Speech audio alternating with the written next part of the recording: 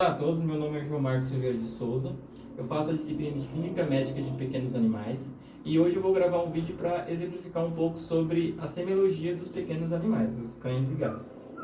Então, primeiramente, esse é o Tommy, ele está um pouco com medo, ele vai nos ajudar um pouco agora. Primeiramente, a gente tem que fazer uma coleta de dados com a identificação do paciente e também do tutor, para que, se no caso esse paciente retorne para a clínica, a gente tenha um histórico dele. E também, se acaso a gente precise comunicar com o tutor, a gente tenha o contato dele. Então, a gente deve realizar a anamnese apurada, bem detalhada, pois ela é cerca de 50% do nosso diagnóstico. Sempre realizando perguntas em torno da queixa principal do produtor, do tutor. Então, sempre pensando na queixa principal do tutor. Com essa anamnese, a gente já vai realizando a inspeção desse paciente. A gente vai avaliando o score corporal dele, o pelame, as mucosas. Então, a gente já pode realizar a inspeção das mucosas, mucosa ocular, mucosa ocular, mucosa oral, mucosa prepucial, no caso do Tommy macho. E em fêmeas, a gente realiza inspeciona a mucosa vaginal, sempre avaliando a coloração dessas mucosas, para ver se está normal. Então aqui no caso a gente realiza previamente mais a mucosa ocular, então a gente realiza assim para ver como está, se está avermelhado, esbranquiçado. Também na inspeção a gente vê se o animal está desidratado com o tugor de pele na região da escápula e na região do masseter. Também inspecionado o TPC, o tempo de preenchimento capilar. O Tommy está com medo. Tempo de preenchimento capilar. E depois, posteriormente, a gente vai realizando a palpação, ou até mesmo a auscultação com auxílio do estetoscópio. Então, com o auxílio do estetoscópio, a gente avalia a frequência cardíaca, a frequência respiratória. O Tommy está com medo, está assustado. Calma, Tommy. Frequência cardíaca, frequência respiratória. A frequência cardíaca a gente avalia no lado esquerdo, do terceiro ao quinto espaço intercostal. E na frequência pulmonar, ou avaliar o pulmão desse paciente, a gente avalia o pulmão. Sempre dividindo o tórax em três partes: dorsal, medial e ventral, avaliando 4 pontos da ausculta.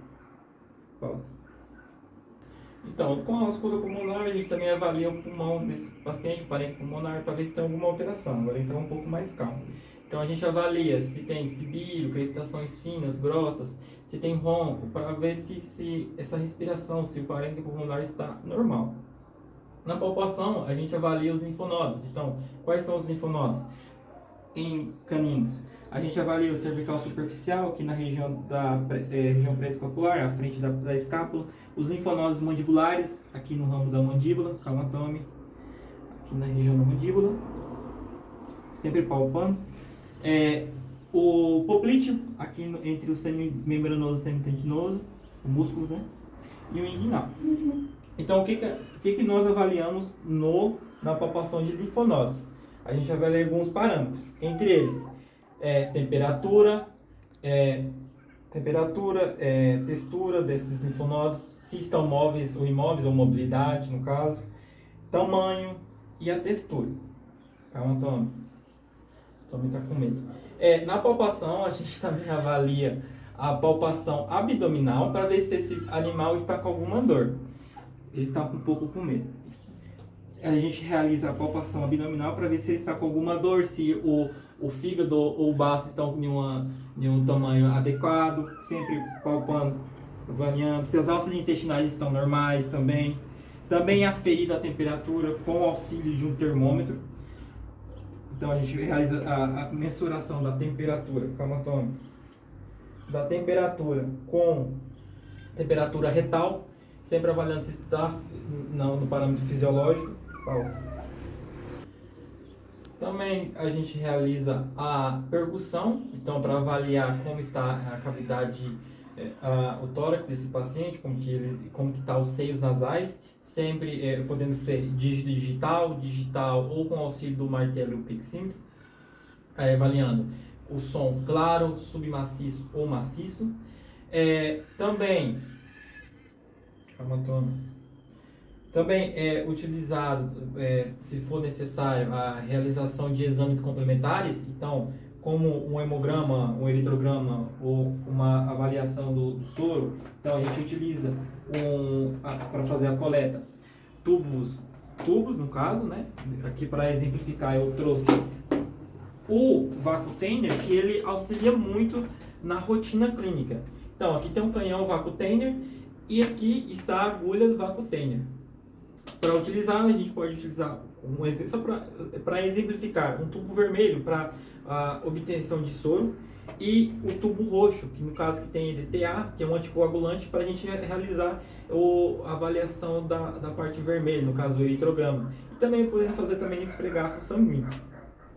Então a gente realiza a coleta de sangue, preferencialmente na veia jugular, nessa região, da calha jugular.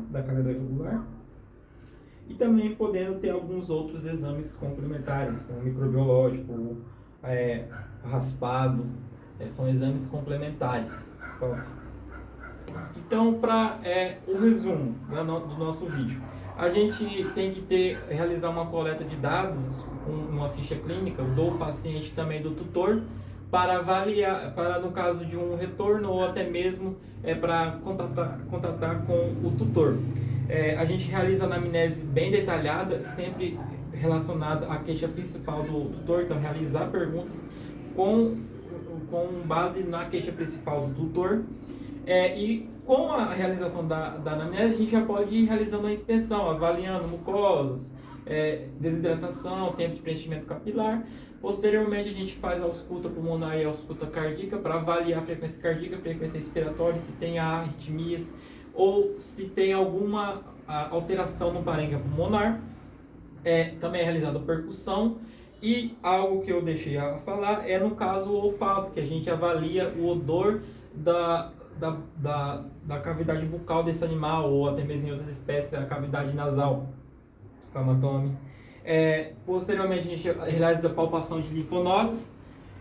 Também realiza, como eu tinha dito no vídeo, só para um resumo aqui, realiza a palpação abdominal para avaliar se tem alguma dor, e do linfonodo para você ter um comparativo entre os linfonodos.